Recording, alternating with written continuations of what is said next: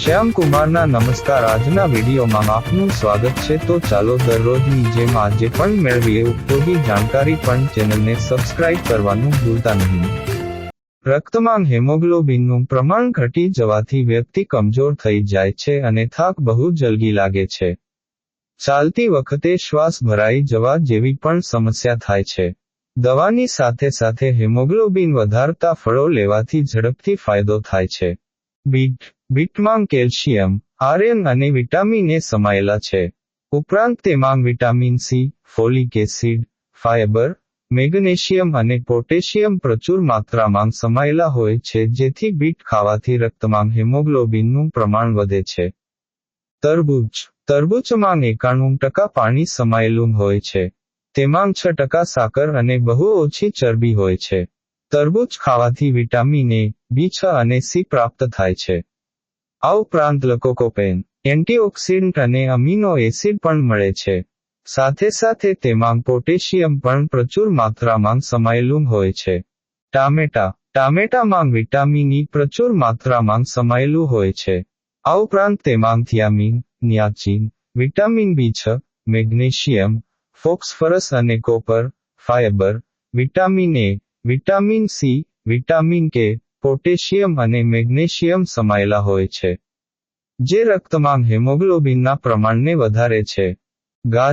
ગાજરની ગણના healthy food તરીકે થાય છે.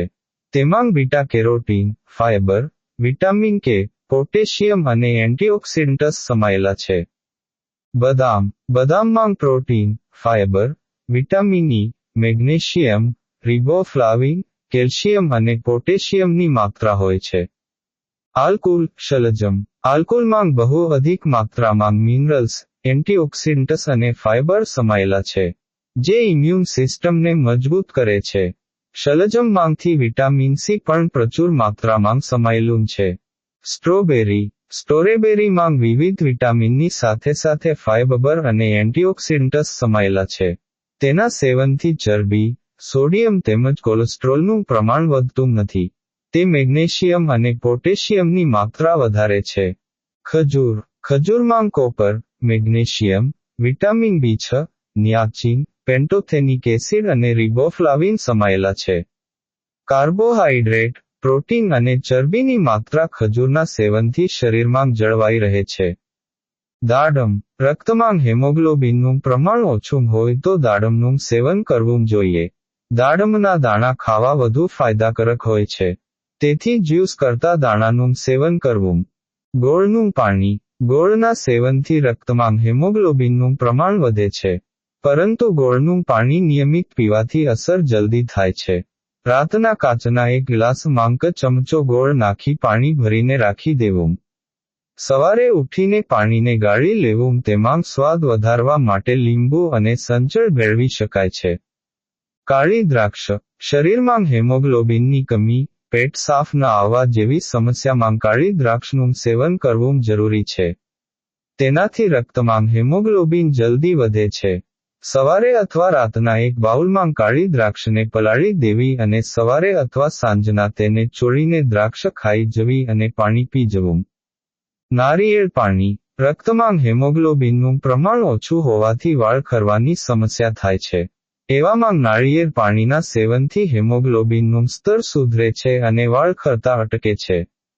જામફળ, પાકેલા જામફળનું સેવન હેમોગ્લોબિન વધારે છે.